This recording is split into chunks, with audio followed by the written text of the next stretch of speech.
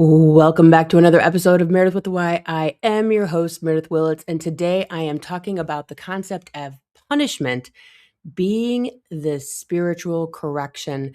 And it's not what you think because there's no such thing as punishment. So stay with me. Hello, everyone. This is Meredyth with a Y, and I am your host, Meredyth Willits. Today we are going to go deep, changing lives, and I am giving you the keys to the castle.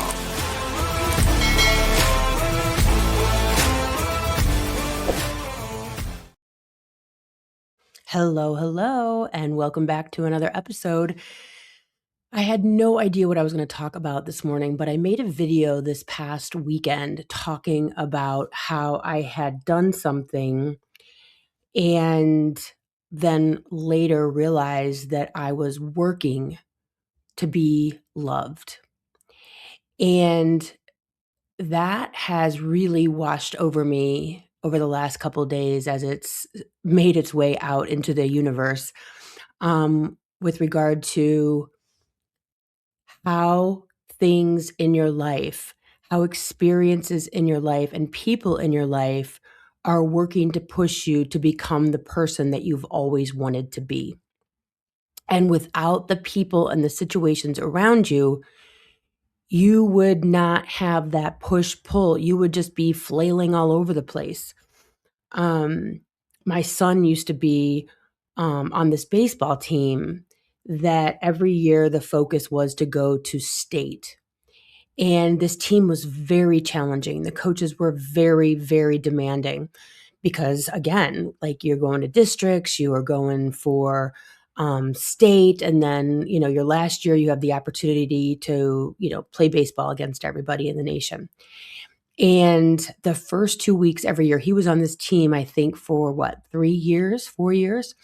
And every single time the first 2 years, he would just come home so defeated and so upset.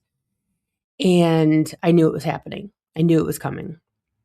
And he's like, every time I make even the smallest error, they're on me about it. They're on me every single time I even make the smallest error. And every single time, every single year, I would say the same thing.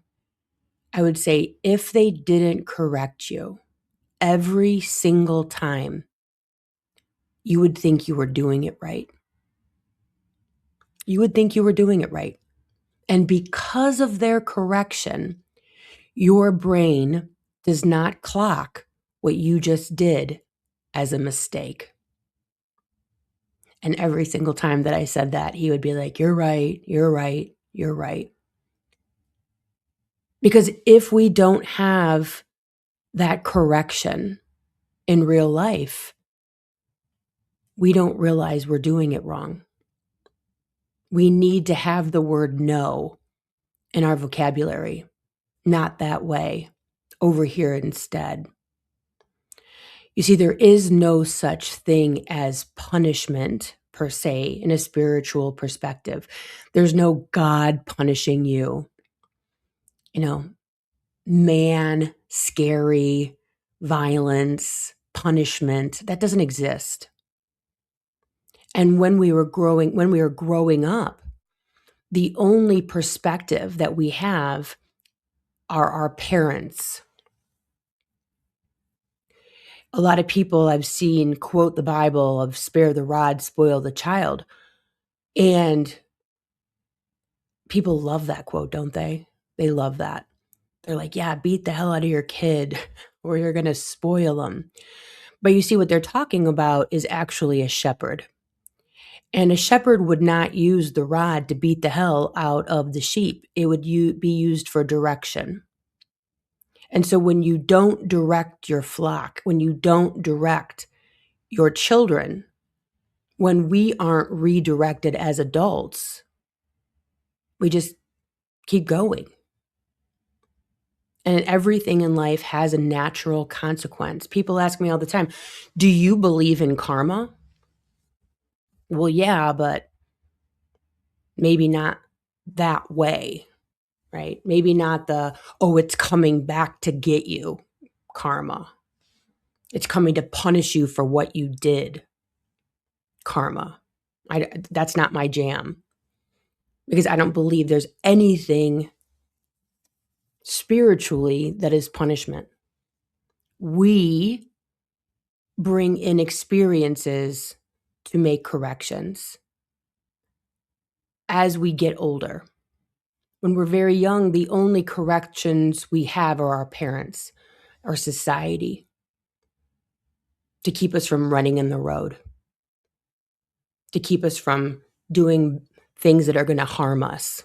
We can't quite, we're not in the space of being around the world. When we leave our parents, we enter society, and that society becomes our correction. But when we have parents, when we're very young, and the only world we know is our house, our home, our correction is our parents. And so that's their job, is to make sure that we don't, stick a knife into an electrical socket or touch the stove. And then as we move out and get further away from the home, society becomes our correction. And all of those corrections we sent ourselves. Our parents we sent to us for whatever reason, whatever it is that we needed for them to be the way that they are. All our friends we sent to ourselves, our job we sent to ourselves, our bodies we sent to ourselves, all with the very purpose of bringing ourselves closer and closer and closer to love and compassion and caring, unconditional love.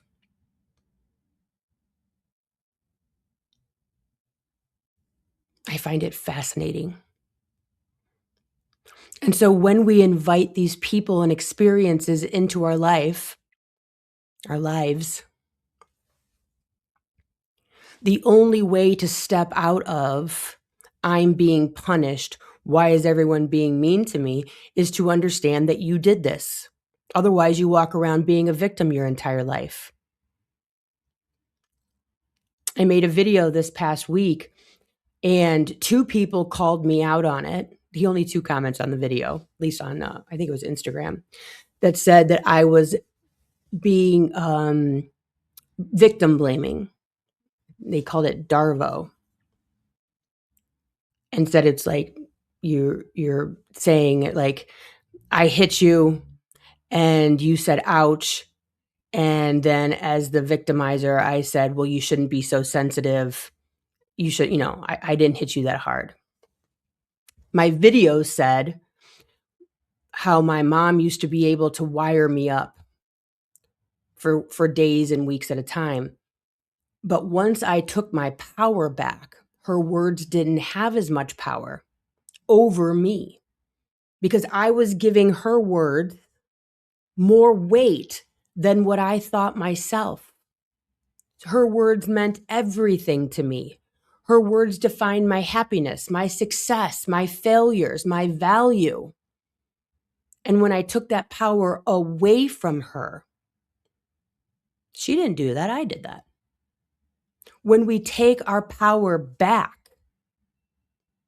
away from them, from anyone, from our boss, from our kids, from our parents, from the world, and say, my opinion of me and what I am here doing is more important than your opinion of me. It changes everything. Those 2 commenters who said I was, I was not trauma informed. And if you knew my clients, you would know I am trauma informed. I deal with some of the most traumatic cases with clients of mine. They were looking at it from the perspective of the abuser still. And I will never look at anything from the perspective of the abuser. because that's not my business. I don't care what the abuser's doing. I don't care what your bad friend is doing. I don't give a shit what your shitty husband is doing or your wacko wife. I don't give a shit. What I care about is, what are you doing? Where are you at? What is your perception? What's your part? Because that's the only thing that you can change. Once you identify physical, mental, spiritual, sexual abuse, financial abuse, now we're cooking. Now we're cooking with gas.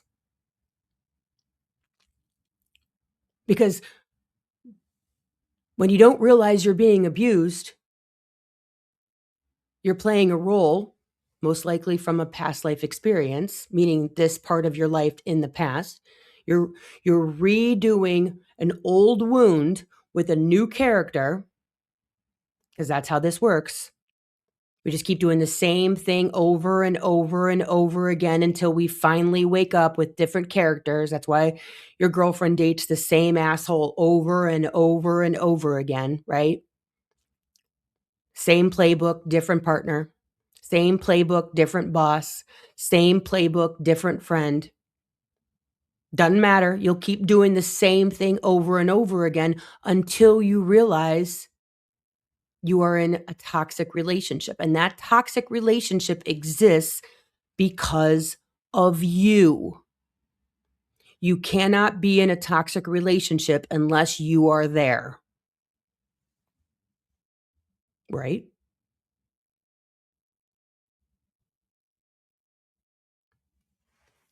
And so it just keeps happening.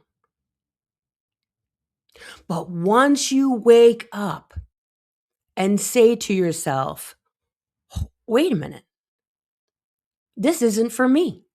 I don't like this anymore. I don't want to play this part. I don't want to play this role in everyone's life.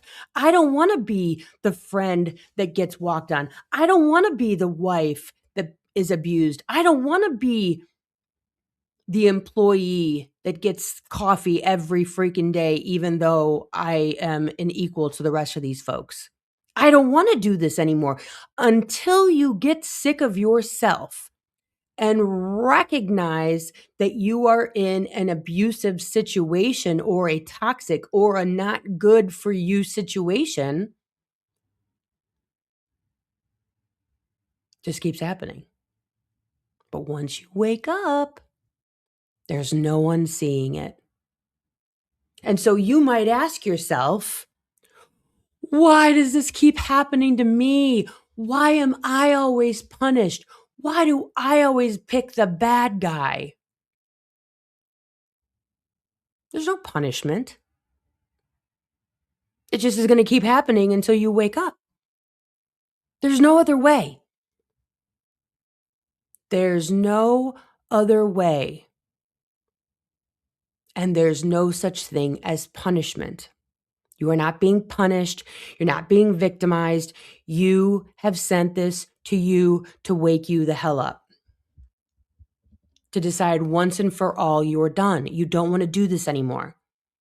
And then it's time to figure it out from there, what it is that you need to clean up. There is no punishment. And the more you blame, the more you point fingers away from yourself and say, it's her fault, it's his fault. People love finding fault with others. It's his fault. He's mean. She's a bad friend. No, you're just stuck in a toxic loop. And so you're going to keep magnetizing these shitty experiences because you have a shitty vibration inside of you that just keeps needing this shit. And until you decide you don't need it anymore, it's going to keep showing up. We need corrections.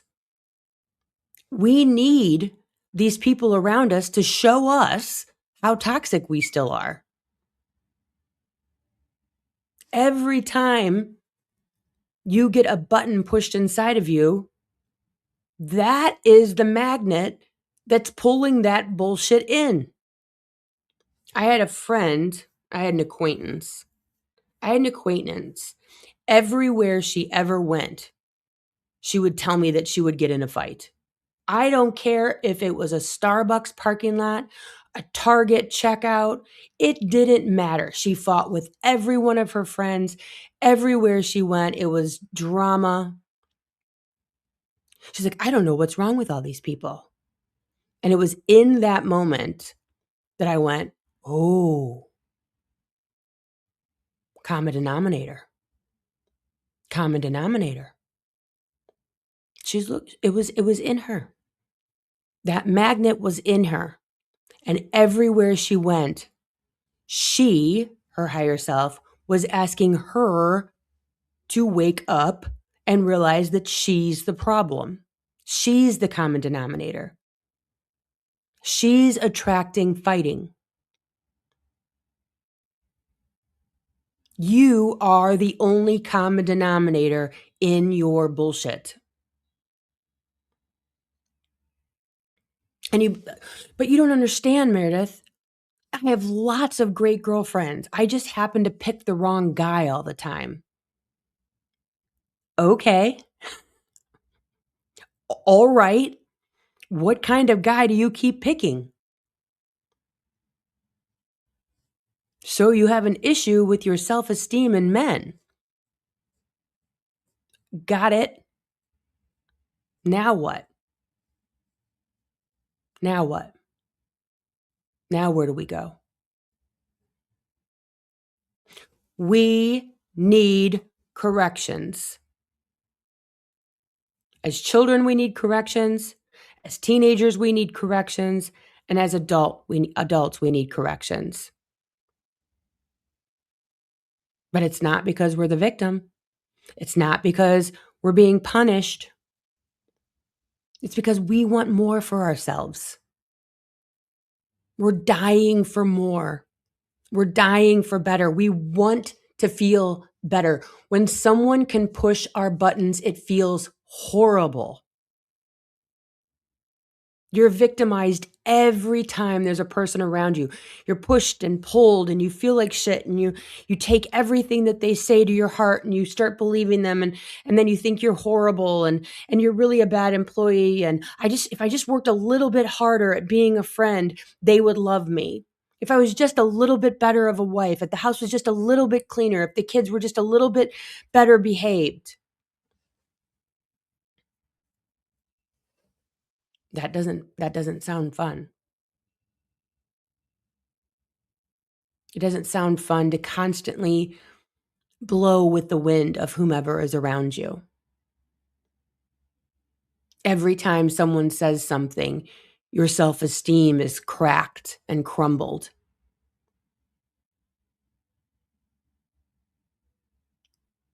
And you're always chasing, trying to figure out how to measure up. That feels horrible. I just watched in 2 days, mind you, the members only Palm Beach show on Netflix. If you haven't watched it, it's a fabulous train wreck. 2 days, couldn't get enough, waiting for the 8th, 9th, 10th season to come out.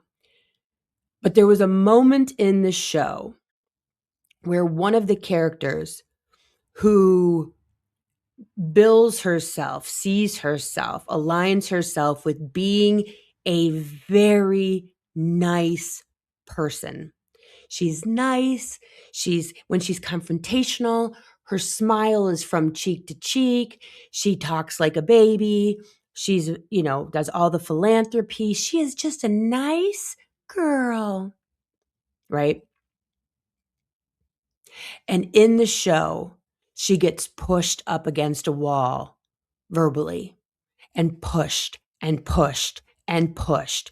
And she finally loses her shit. And then they have where they do the interviews, and she goes, I just don't know if I could be around mean people anymore. I just don't know if I can do it. And in that moment, you see all the people that she has surrounded herself with. She did this. All the people she has surrounded herself were the exact people that she needs in her life to change her, to stop being nice. You can be kind, but don't be fake nice liar, because she has opinions, she has feelings. And she came from an abusive childhood where she was to be seen and not heard, where her voice didn't matter. And so she thinks that the only voice that's acceptable is a nice one, a sweet one, a fake one, and that her opinions and that her feelings don't need to be heard as long as she's nice. And in this moment of this interview portion, you see her finally starting to crack and be proud of herself for standing up for herself. You see, your life is the same way. You are surrounding yourself with the people that are there to you through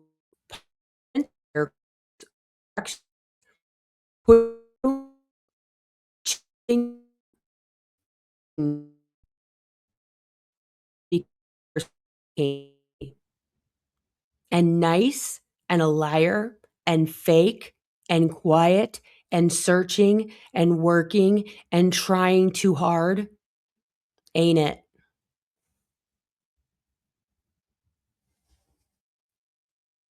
Basically, the first like 20 years of your life, you're programmed with all this garbage that you needed. Again, you wanted all that programming. Most of it probably comes from a past life. It's just regooped onto you the first 18 years.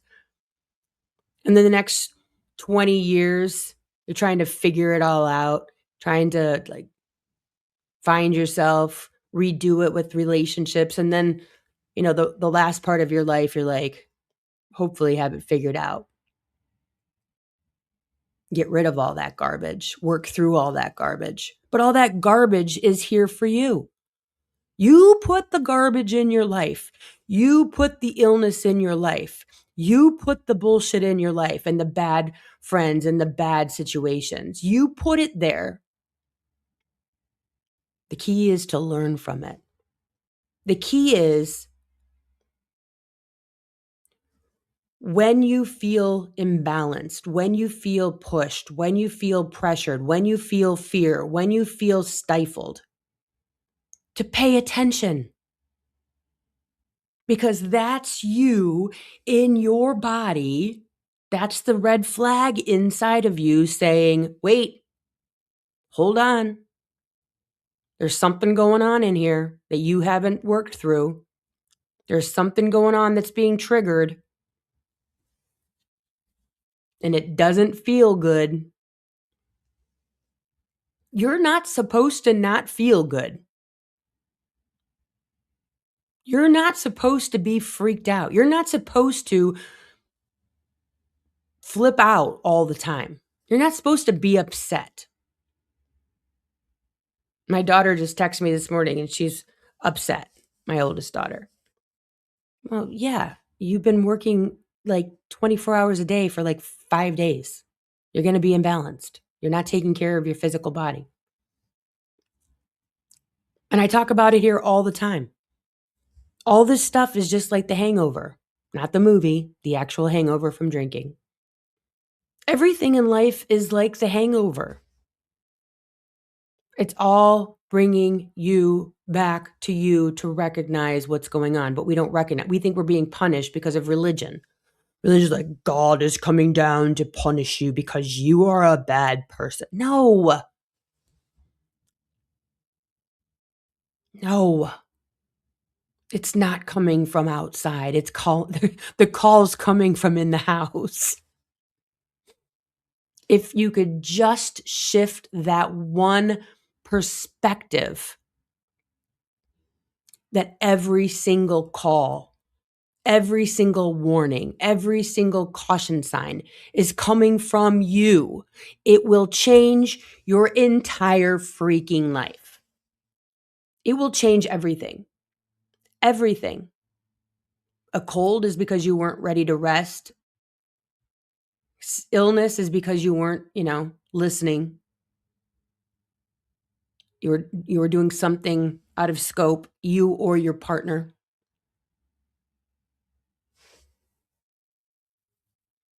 The calls coming from within the house every single time. There's no place else the call is coming from.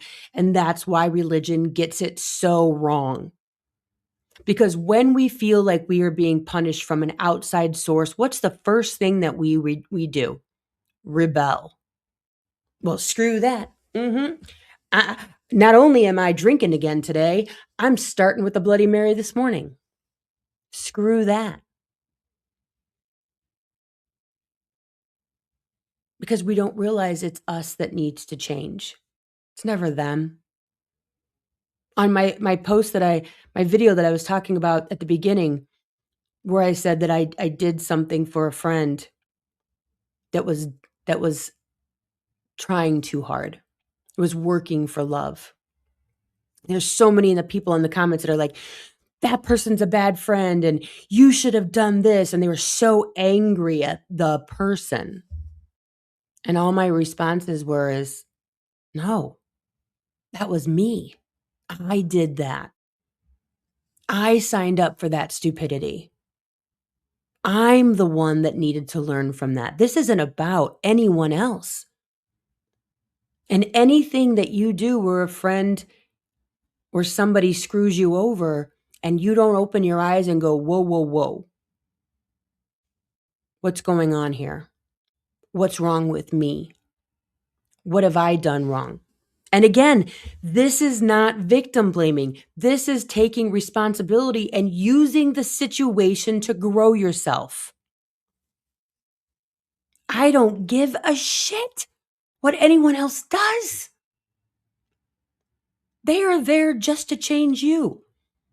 And as soon as you recognize it, winning. This isn't victim blaming. This is accountability. This is waking up. And if you were a child that experienced abuse, you were not in a position to change that. You were not in a position to fix that. That was a circumstance wherein you needed to grow later in life. Those things happened for a later in life experience, most likely brought in from a past life. Again, not victim blaming, just experience. Everything in this life is for you. Every challenge is for you. Every fender bender is for you. It's all for you. And none of it happened to you. None of it is punishment ever. It's all bringing you to you so that you can have empathy and compassion and unconditional love for people. Because you get it. You understand. You see. Because you've experienced it.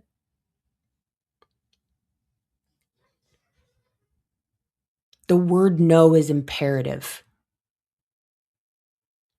Corrections are imperative. Have you ever heard where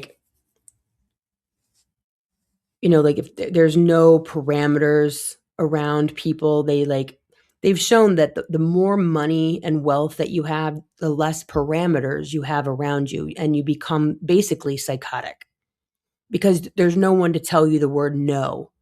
You have yes men around you. You can buy whatever you want. You can go wherever you want. And the more and more and more money that you make, the more psychotic you become because there's no parameters. There's no no. That's the same with kids. That's the same with anyone. Parameters help guide the mind, help guide the physical body, the spiritual body. There's a room, I forget who made it, maybe Microsoft or something, but it's no sound. You could let off fireworks inside of this room and you won't hear a sound. And they'll pay you like $10,000 to stay in this room for 1 hour. And the longest anyone's ever made it is like 47 minutes. There's no parameters. There's no spatial relations around the individual in that room. There's no awareness of self. It's just emptiness. It's imperative that we have parameters or we become sick in the head, sick in the spirit. And we see this in very, very wealthy people. Again, it's been studied, but we're seeing it played out in real life in our society. There's no people to tell them no. So they just keep pushing and pushing and pushing, looking for the parameter, looking for the person or the thing that's finally going to tell them no, to see where their boundary finally shows up. And it doesn't. And so they get more and more psychotic. And this is the same thing with children. This is the same thing with anybody. Boundaries are healthy. Corrections are healthy. They shape who we are. And without them, there is no shape. There's no growth.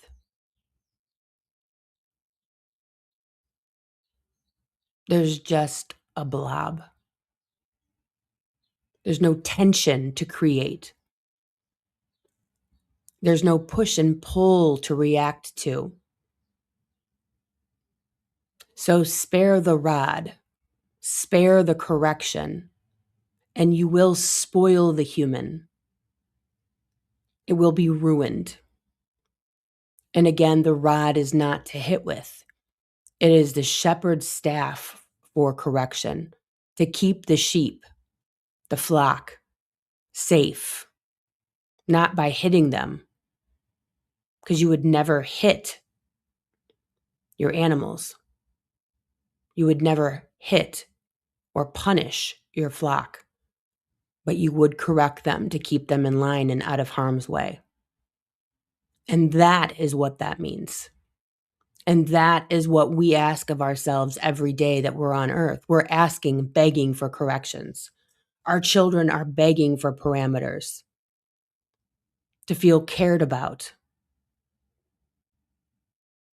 And they'll push against them. That's their job. But it's our job to make sure that they have parameters so they don't become spoiled or ruined. And we need the same thing in our lives. When we burn the candle at both ends, we get sick. When we drink too much, we get a hangover. When we eat too much, we get nauseous and fat and out of shape. When we spend too much, we have debt. If I spend too much, I literally get physically sick. It's the weirdest thing. Like, I start to get nauseous if I have to spend too much money. And my daughter's like, yay, isn't this fun? We're going shopping to buy stuff. I'm like, oh. It's like too much is leaving. There's too much energy leaving the system. I know that sounds so weird, but it's true. There gets to be a point where I start to get like wacko because I need parameters. That's a parameter showing up. That nausea is a parameter showing up saying you're giving too much. Too much is going out, not enough coming back in. There is no punishment. No is a good thing. Parameters are a beautiful thing. Buttons being pushed inside of you are a blessing because they're showing you what still needs to be healed. I hope you guys all have a fantastic week. If you haven't tried Rise Mushroom Coffee, you're just drinking brown water. There's a link in my bio. I'm obsessed with it. I drink it every single morning. It's fantastic. It's got all the mushrooms in it. I stopped drinking coffee a while ago. It doesn't give you that buzzy coffee feeling. It does have caffeine in it. Check it out, RYZE. Again, link in my bio for an additional 15% off. They usually offer 40% off. So check it out. I'm obsessed. I wouldn't drink anything else. I bring it everywhere with me. All you need is a pot of hot water. It's fantastic. Starbucks will give you the hot water for free if you bring your cup in filled with your mushroom coffee. Heaven, heaven. Anyways, if you know anyone that needs to listen to this, please send them the podcast. If you haven't left a review, please go to the podcast Meredyth with a Y, scroll down on the podcast, and you'll see 5 empty stars. Please give it a 5-star review. And where it says write a review, click on that and write a written review. It really helps the podcast. And yes, I'm asking, please do that. It helps me out a lot. Then it gets the podcast pushed out. Anyways, I hope you guys have a great week, and I will see you here next week. Have a good one. Bye.